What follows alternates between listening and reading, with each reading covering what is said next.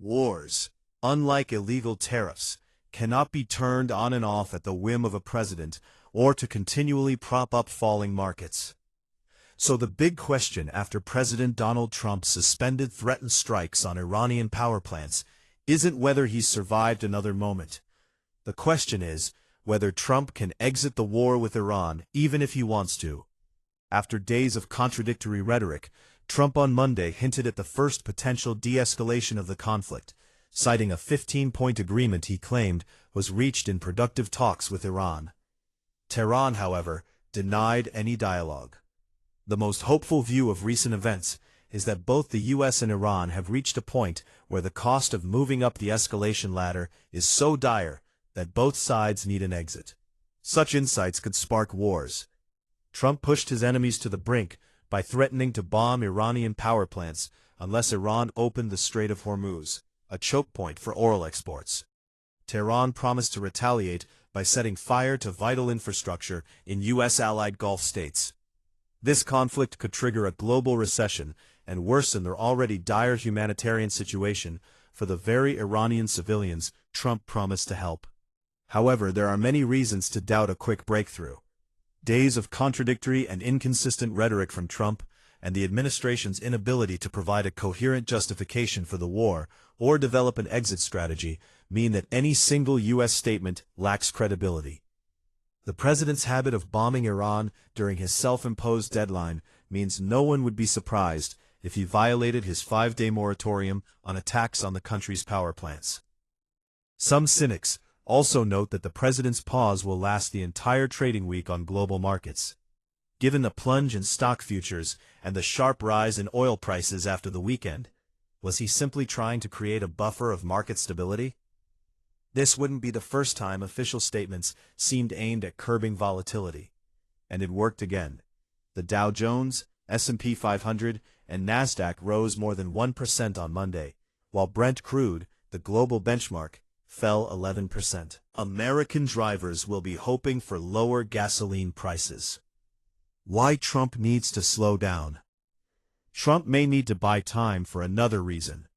The American forces that could enable him to invade Karg Island, the epicenter of Iran's oil industry and a crucial economic hub, or occupy the islands and coastal areas in the strait, are not yet fully assembled.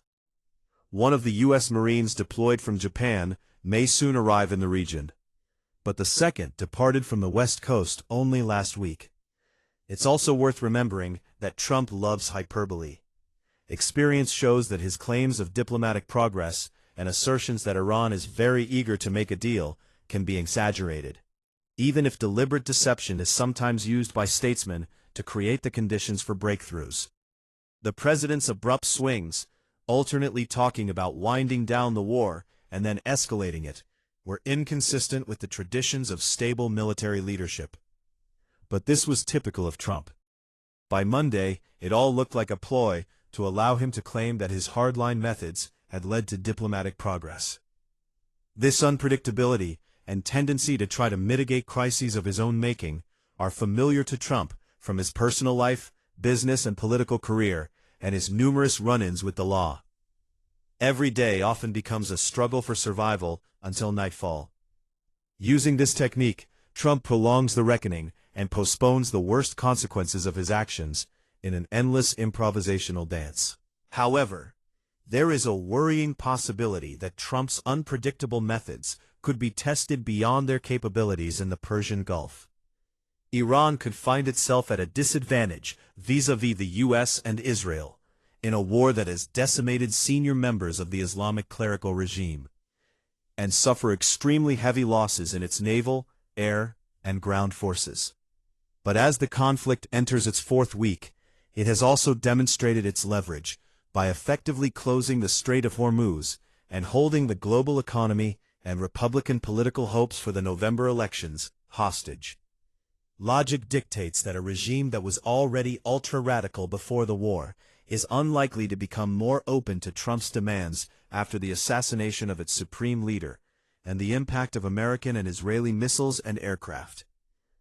Trump's conditions for ending the war, which are likely the challenges, which include Iran abandoning its nuclear program and long-range ballistic missiles, may prove insurmountable.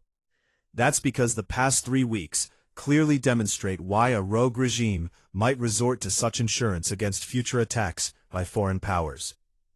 Even if negotiations begin, and Pakistan has offered to host them, it's unclear who will negotiate on Iran's behalf. A regime that has decentralized power and lost key figures may find it difficult to make collective decisions. And if, as some experts believe, the Islamic Revolutionary Guard Corps is now in complete control, it could become even more assertive than before.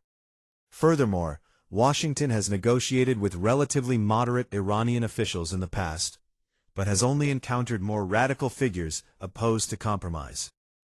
It would also not be surprising if Iranian leaders interpret the president's reversals, contradictions, and emotional social media posts as signs that their strategy of imposing economic sanctions on Trump is working. Why almost all of Trump's options are bad. No one can know what the future holds for Iran. Perhaps the assassinations of senior leaders, as well as U.S. and Israeli attacks, have created fatal cracks in the regime that aren't yet apparent. But there are no obvious public signs of disintegration yet. The air war has significantly reduced Iran's regional threat. But if brute force hasn't yet brought Iran to its knees, Trump still hasn't explained why Iran is willing to give up its main lever of influence, control of the Taiwan Strait, without significant concessions from the U.S. But it's easy to see why the president might be tempted by the prospect of negotiations. He needs a way out of the current situation, because many of his potential options are unattractive. He could escalate the war as it currently stands, by focusing U.S. fire on Iranian installations around the strait. But there's no guarantee that this would weaken Tehran's capabilities enough to make shipping transit safe. He could decide to deploy ground troops, but that would cross a political Rubicon, evoking the endless wars Trump opposed. The taco option, and declaring victory, whether genuine or not, is appealing. But abandoning the war would leave America's Gulf allies, who opposed it, defenseless against an enraged and empowered Iran. Ending the war without securing Iran's highly enriched uranium stockpiles could allow Iran to one day develop nuclear weapons and undermine Trump's most coherent justification for the war. Presidents often face crises for which there are no good options, but few face situations as intractable as the one Trump has created for himself in Iran. Subscribe to our news for the latest global updates. Like, share, and stay informed.